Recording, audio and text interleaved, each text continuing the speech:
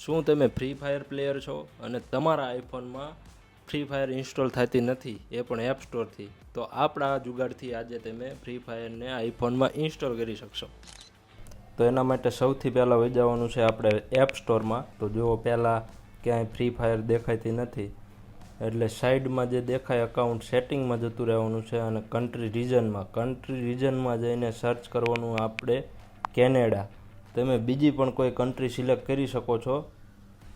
એના માટે તમારે ફેક એડ્રેસ જોઈશે.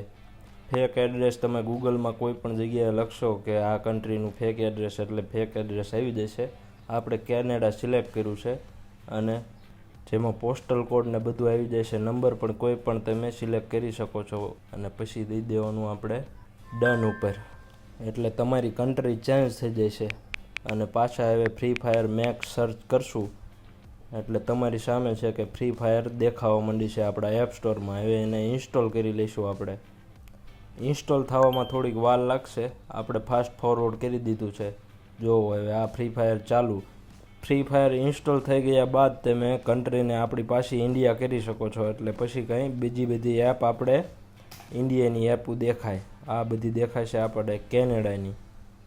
અને જો તમારે કોઈ પણ એરર આવતી હોય તો તમારે એપલ સ્ટોરનું નવું અકાઉન્ટ બનાવી લેવાનું અને એના થ્રુ લોગિન કરી પછી પાછી આપણે આ પ્રોસેસ કરવાની જો કોઈ એરર આવે તો. બાકી આ રીતે ફ્રી ફાયર કમ્પ્લીટ ઇન્સ્ટોલ થઈ જશે.